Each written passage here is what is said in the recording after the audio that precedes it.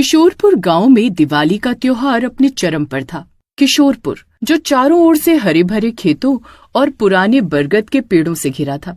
घर घर में साफ सफाई चल रही थी। शाम होते ही घरों की छतों पर, बरामदों में और आंगन के तुलसी चौरे पर बिजली की रंगीन झालरें टिमटिमाने लगती थी। लाल, हरी, नीली जैसे जमीन पर आकाश के तारे उतर आए हो। उसी गांव में मीना अपनी माँ के साथ रहती थी। मीना की माँ पूजा गांव में छोटे मोटे सिलाई के काम से घर चलाती थी। पिछले कुछ महीनों से काम कम था और घर चलाना मुश्किल हो रहा था। देखो माँ, गोलू के पापा ने उसे कितने सारे अनार दिलाए हैं, एकदम नए वाले। मीना ने अपनी माँ की साड़ी खींचते हुए कहा, जब वे दोनों गांव के इकलौते बाजार की ओर जा रहे थे। पूजा ने एक लंबी गहरी सांस ली। वो अपने हाथ में थामे कपड़े के झोले को कसकर पकड़ रही थी, जिसमें दिवाली के लिए जरूरी दाल, चावल, एक नई साड़ी का टुकड़ा और कुछ दियों के पैसे थे।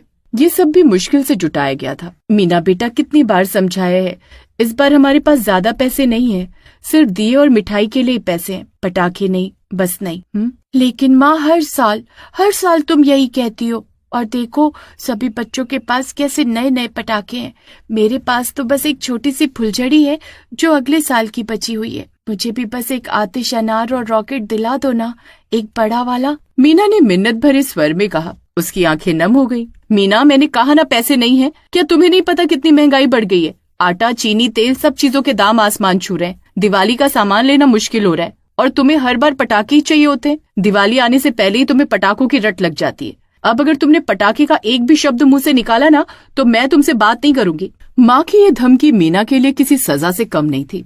वो चुप हो गई, लेकिन उसकी नजर बाजार के कोने में स्थित अस्थायी रूप से बने बम पटाखे की दुकान पर टिकी हुई थी। चक्री, रॉकेट और तरह तरह के बम।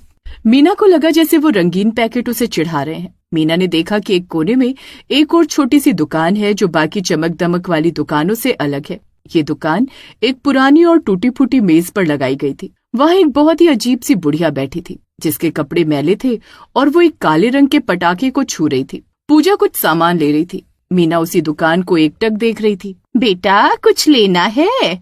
बता, कौन सा पटाखा दूं? अम्मा, ये पटाखे कितने के हैं? बेटा, जो हो तेरे पास दे दे। मैं बस अपना गुजर बसर कर सकूं, उतना ही कमा लेती हूँ इस दुकान से। पर मेरे पास तो एक भी रुपए नहीं है। अरे दुखी मत हो, बता कौन सा चाहिए तुझे? नहीं, ऐसे मैं नहीं लूंगी, माँ गुस्सा करेंगी मुझ पर। अरे, अम्मा कह रही है मुझे, अम्मा की तरफ से दिवाली का तोहफा समझ कर ले ले। अम्मा ने उसे एक अनार बम, फुलझड़ी, रॉकेट और कुछ पटाखे दे दिए। मीना बहुत खुश हो गई।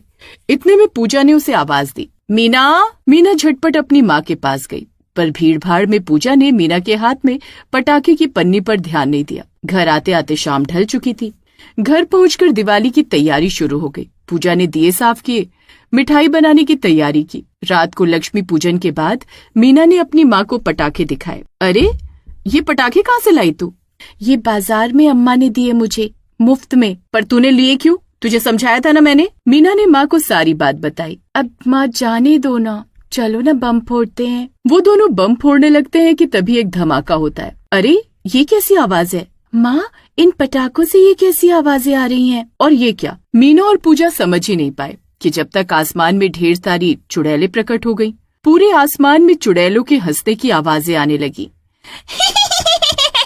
अब इस गांव में हमारा राज होगा।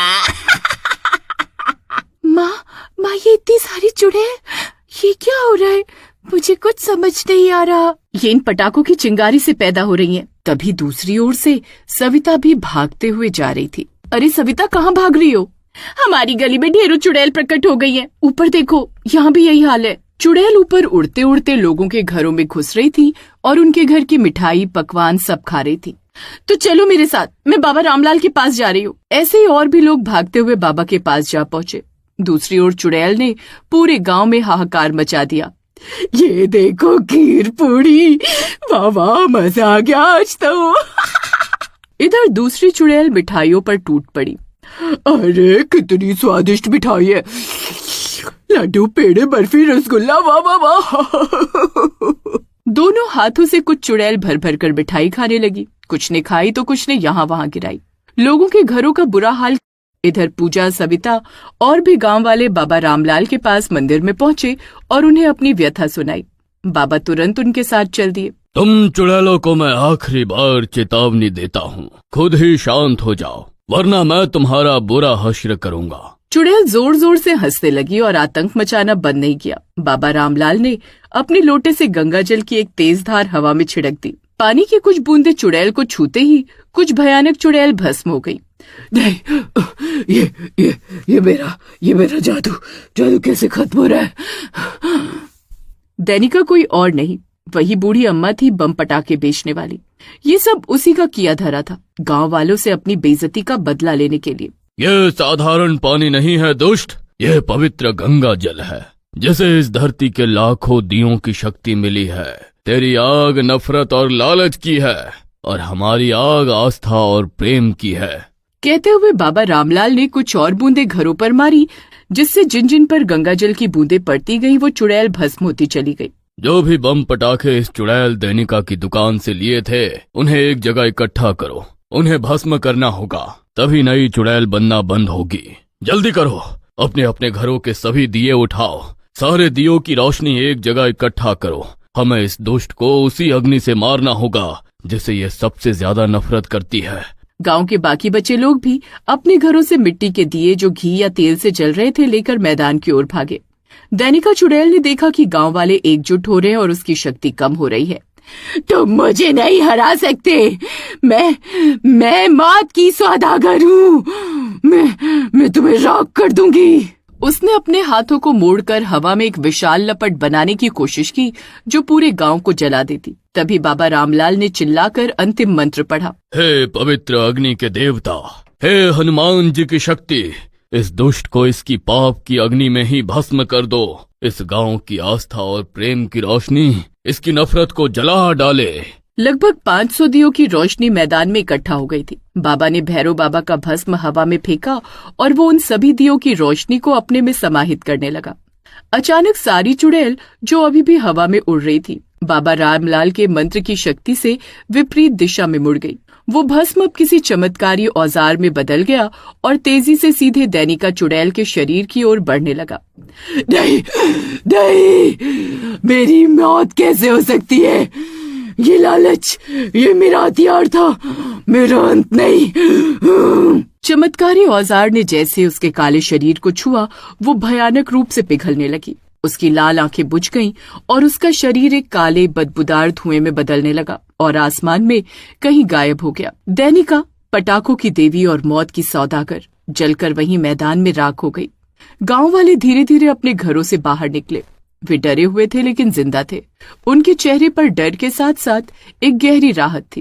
अरे बच गए, बाबा रामलाल की शक्ति ने बचा लिया, भगवान का लाख लाख धन्यवाद। गलियों में टूटे हुए दिए, जली हुई लकड़ी और एक काली राख के सिवा कुछ नहीं बचा था। बाबा रामलाल ने थके हुए मीना के सिर पर हाथ रखा, जो अभी भी अपनी माँ के आंचल में डरी सहमी बैठी थी।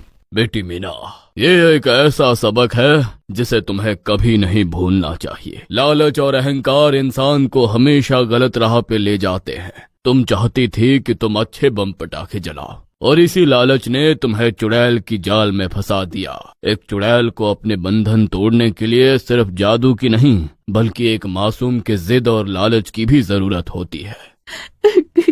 हाँ बाबा, अब कभी भी मैं पटाखों के लिए जिद नहीं करूंगी।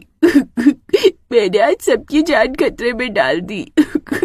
पूजा ने अपनी बेटी को गले लगा लिया। उसकी आंखें आंसुओं से भरी हुई थीं, पर अब वो आंसू डर के नहीं बल्कि अपनी बेटी को सुरक्षित पाकर आए थे।